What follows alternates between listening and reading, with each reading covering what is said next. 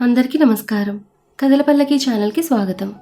ఇప్పుడు మనం ప్రేమ పగ పెళ్ళి పార్ట్ 4 విందాం.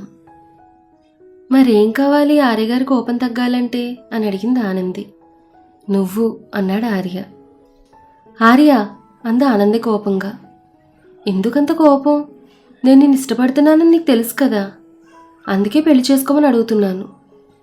నిజంగా అంది ఆనంది వెటకారంగా. అంటే ఎందుకంత వెటకారం? అంటే ఏంటో నీకే తెలుసు. నిజం చెప్పు, నువ్వు నిజంగా నన్ను ఇష్టపడుతున్నావా అని దాని అర్థం. ఆనంది, ఎందుకంత కోపం ఆర్య? అందుకే ఆ మాట అనకంటాను. ఈ విషయం నీకు చాలాసార్లు చెప్పాలని అనుకున్నాను, కానీ బాధపడతావని ఎప్పుడూ అనలేదు. నీకు నా మీద ప్రేమ లేదు, అర్జున్ మీద కోపం ఉంది. మీ ఇద్దరు కాలేజ్ డేస్ నుంచే శత్రువులు. అర్జున్ నన్ను ఇష్టపడుతున్నాడని నువ్వు నన్ను పెళ్లి చేసుకోవాలని చూస్తున్నావు. నువ్వు నిజంగా నన్ను ప్రేమిస్తే విషయం ఏమయ్యేదో నాకు తెలియదు, కానీ నువ్వు మాత్రం నా మీద ప్రేమతో ఇలా చేయడం లేదు అంది ఆనంది తన క్యాబిన్లోకి వెళ్ళడానికి లేచి. వెంటనే ఆనందిని పట్టుకుని చైర్లో కూర్చోబెట్టి తన ఎదురుగా ఉన్న చైర్లో కూర్చున్నాడు కదలకుండా పట్టుకుని. ఏంటి ఆర్య ఇది, వదులు అంది ఆనంది కోపంగా. వదలను, నువ్వన్నది నిజమే. ముందు నిన్న ఆఫీసులో జాయిన్ చేసుకుంది అర్జున్ని ఏడిపించాలనే. మీ ఇద్దరూ ముందు నుంచి మంచి ఫ్రెండ్స్ అని, తర్వాత విడిపోయారని నాకు తెలుసు. ఆ అర్జున్ ఎప్పుడూ నన్ను తక్కువ చేస్తూనే ఉన్నాడు. నిన్ను అడ్డుగా పెట్టుకుని వాడి మీద పగ తీర్చుకుందామనే నా ప్లాన్. కానీ ఇప్పుడు అలా అనుకుని మాత్రం నేను పెళ్లి చేసుకుంటాను అనడం లేదు. మరేమనుకుంటున్నావు? నీ ప్రవర్తన, నీ స్వభావం అన్నీ నాకు బాగా నచ్చాయి. ఎలాంటి లైఫ్ పార్ట్నర్ అయితే నాకు బాగుంటుందని నేను కళ్ళకన్నానో ఆ లక్షణాలన్నీ నీ దగ్గర ఉన్నాయి. అందుకే నేను మనస్ఫూర్తిగా పెళ్లి చేసుకోవాలని అనుకుంటున్నాను. ఒప్పుకో ఆనంది, నేను చాలా బాగా చూసుకుంటాను. వదులు ఆర్య. వదలనని చెప్పాను కదా. ఇప్పుడే నువ్వు అన్నావు కదా నిజంగా నేను నిన్ను ప్రేమిస్తే ఏం జరిగేదో అని. నేను నిజంగా నేను ఇష్టపడుతున్నాను.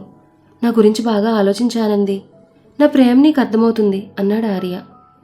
ఆర్య చేయి వదలడంతో ఆనంది కోపంగా చూసి వెళ్ళిపోయింది. తన క్యాబిన్లోకి వెళ్ళి చాలాసేపు ఏడుస్తూనే ఉంది.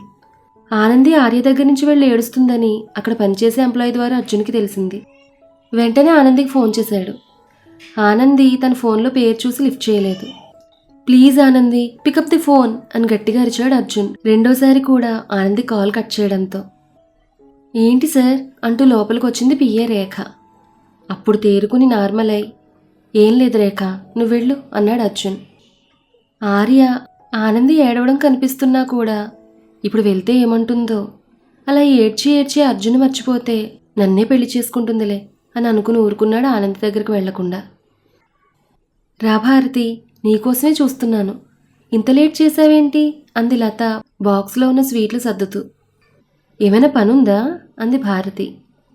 అంటే అర్జున్ నీకు ఫోన్ చేయలేదా? లేదు లత, ఏమైంది? ఏం లేదు, అర్జున్కి చెప్పాను నేను త్వరగా రమ్మని చెప్పమని. అవునా, ఆఫీస్లో ఏదో మీటింగ్ ఉందని చెప్పాడు. అవును, నాకు అదే చెప్పాడు.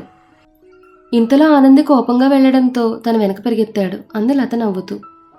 సరిపోయింది, ఇంకేం గుర్తుంటుంది, అందుకే నాకు ఫోన్ చేయలేదు. ఆనంది ఎదురుగా ఉంటే వాడికి ఏం కనిపించదు వినిపించదు అంది భారతి నవ్వుతూ. అవును భారతి, కానీ ఈ మధ్య వాళ్ళకి ఏదో అయింది. అర్జున్ పేరెత్తితేనే కస్సుమంటోంది ఆనంది. అవునా, ఏదో చిన్న తగువ అయి ఉంటుందిలే. చూడు, మళ్ళీ వాళ్లే కలిసిపోతారు. అలా జరగాలనే నా కోరిక కూడా అంది లత. జరిగి తీరుతుంది లత, నువ్వేమనుకుంటావని ఇప్పటి వరకు అడగలేదు. ఏంటి భారతి అంది ఆశ్చర్యపోతూ లత. నీ కూతురు నా కోడలను చేస్తావా అంది భారతి. ఏంటి భారతి నువ్వనేది? నువ్వు విన్నదే లత, ఈ కోరిక ఎప్పటినుంచో ఉంది, కానీ నువ్వేమంటావా అని ఇన్ని రోజులు అడగలేదు. ఏమంటావు? ఇంకనడానికి ఏముందదనా, ఈ స్వీట్ తిను అని తన చేతిలో ఉన్న స్వీట్ని భారతి నోట్లో కుక్కింది లత నవ్వుతూ. జరుగుతుందో లేదో తెలియకుండా అప్పుడే నోరు తీపి చేసుకోవడం ఎందుకు అన్నాడు ఆ మాటలు విని అక్కడికొచ్చిన గోపి. ఏమండి అని లత, అన్నయ్య అని భారతి ఒకేసారి అన్నారు బాధగా. అవును, ఆనంద్ అప్పుడే పెళ్లి చేసుకుని అనడం వల్లే కదా ఆడపిల్లున్నా కూడా నిఖిల్కి ముందు పెళ్లి చేశాం. ఆ పెళ్లి జరిగి ఒక్కరోజే అయింది. అప్పుడే నీకు పెళ్ళంటే ఆనంది ఎంత గొడవ చేస్తుందో మీకు తెలియంది కాదు. అవునన్నయ్య, కానీ అర్జున్ ఆనంది చిన్నప్పటి నుంచి కలిసి పెరిగారు. మాకు తెలిసి వాళ్ళకొకరంటే ఒకరికి ఇష్టం కూడా అంది భారతి. అవునండి, భారతి వదిన చెప్పినట్లు వాళ్ళకి. లత, మీరలా అనుకుంటున్నారు. ఇప్పుడు పిల్లలు ఆడమగ అనే తేడా లేకుండా అందరితో ఒకేలా స్నేహంగా ఉంటున్నారు. మీరు వాళ్ళని చూసి ఎక్కువగా ఊహించుకుంటున్నారని నా అనుమానం. మీరు ఇలా అడిగి వాళ్ళ మనసులో లేనిది పుట్టేలా చేయకండి. అలా అయితే మంచిదే కదా అన్నయ్య.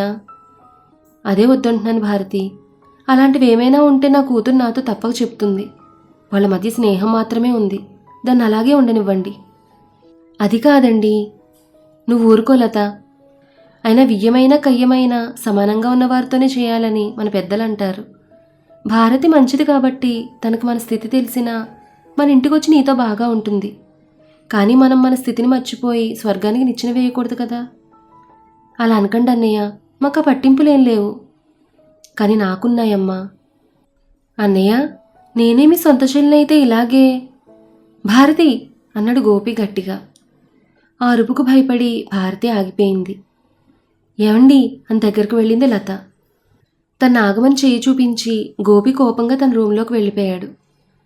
గోపి అరిచిన అరుపుకి ఇంటికొచ్చిన దగ్గర చుట్టాలు కొంతమంది ఇంకా ఉండడంతో వాళ్ళందరూ అక్కడికి వచ్చారు. లతా కంటి నుంచి నీరు రావడం చూసి, అయ్యో లత, నేను అడిగిన దానికి ఇంత రాద్ధాంతం అవుతుందని అనుకుంటే అసలు ఆ మాట ఎత్తేదాన్ని కాదు అంది లత దగ్గరకు వచ్చి భారతి. ఒక పెద్దావిడ లత దగ్గరకు వచ్చి, ఏమైందే, గోపి ఎందుకు అంత కోపంగా అరిచాడు అని అడిగింది. తనన్నది చెప్పబోయింది భారతి. వద్దు భారతి, ఆ విషయం వదిలే, మనకు రాసిపెట్టలేదంతే అని నెమ్మదిగా భారతికి మాత్రమే వినిపించేలా అని. ఏం లేదు పిన్నిగారు, రేపు సత్యనారాయణ స్వామి వ్రతం ఉంది కదా, దానికి కావాల్సిన పూజా వస్తువులు తెప్పించలేదు కొన్ని, అందుకనే ఆయన కోపం వచ్చింది. మరి ఈ అమ్మాయి పేరు ఎందుకంత గట్టిగా అన్నాడు అందామె అనుమానంగా భారతి వైపు చూస్తూ. ఎందుకంటే నేను సర్ది చెప్పబోయాను, దానికి అన్నయ్య గారికి కోపం వచ్చిందంతే అంది భారతి నవ్వుతూ. ఏంటో అమ్మాయి, నువ్వంత పెద్ద కారులో వస్తావు, నడిచి వెళ్లే దూరంలో ఉందంట కదా నీ ఇల్లు. నీ ఇల్లు కూడా చాలా పెద్ద భవంతిలా ఉంటుందని విన్నాను. వీళ్ళకి మీకు స్నేహం ఏంటో నాకు అర్థం కాలేదు. అది ఏ అనర్థాలకు దారి తీయకూడదని అనుకుంటున్నాను అని వెళ్ళిపోయింది బాధగా. ఆమెతో పాటు మిగిలిన వారు కూడా వెళ్ళిపోయారు అక్కడి నుంచి. ఆమె మా ఆయన మేనత్త భారతి, ఆమె మాటలు పట్టించుకోకు. నేను ఆస్తులు అంతస్తులు చూసి స్నేహం చేసే మనిషిని కాదు లత. మీ ఇంటి వాతావరణం, ప్రేమ, అభిమానం చూసి ఈ ఇంటికి దగ్గరయ్యాను అంది భారతి నెమ్మదిగా. నాకు తెలుసు భారతి, ఈరోజు నేను బ్రతుకున్నానంటే దానికి కారణం నువ్వే లత. అయినా నేను ఆ కృతజ్ఞతతో ఈ పెళ్లి మాట ఎత్తలేదు. అందం అణుకు ఉన్న ఆనందిని నా కోడలుగా చేసుకోవాలని నాకు ఎప్పటినుంచో ఉంది. అయినా ఇది సందర్భం కాదని తెలిసిన అడిగాను. నా వల్ల నువ్వు మాటలు పడాల్సిన అవసరం వచ్చింది. అన్నయ్యను క్షమించమని అడిగానని చెప్పు. ఇంకో విషయం, కొన్ని సంవత్సరాల క్రితం మీకంటే లేని స్థితిలో బ్రతికిన వాళ్ళం మేము, కాబట్టి ఆస్తులు అంతస్తులు పట్టింపు లేవు మాకు. నా ఇంటికి నీ కూతుర్లాంటి అమ్మాయి కోడలుగా రావాలి, అదే నా కోరిక. నేను అడిగిన దాని గురించి ఆనంద్తో మాట్లాడు, నేను కూడా అర్జున్తో మాట్లాడతాను. వాళ్ళకి నచ్చితే పెళ్లి చేద్దాం. లేదు స్నేహమే ఉంటే మనం కూడా ఎప్పటికీ ఇలా స్నేహితులుగానే ఉండిపోదాం. బాగా ఆలోచించుకోండి, నేను రేపు పూజ టైంకి వస్తాను అని వెళ్ళిపోయింది భారతి. నెమ్మదిగా గోపి దగ్గరికి వెళ్ళింది లత. అతను కోపంగా కూర్చునున్నాడు. సారీ అండి, తనకు తెలియదు కదా మనం అందరి గురించి.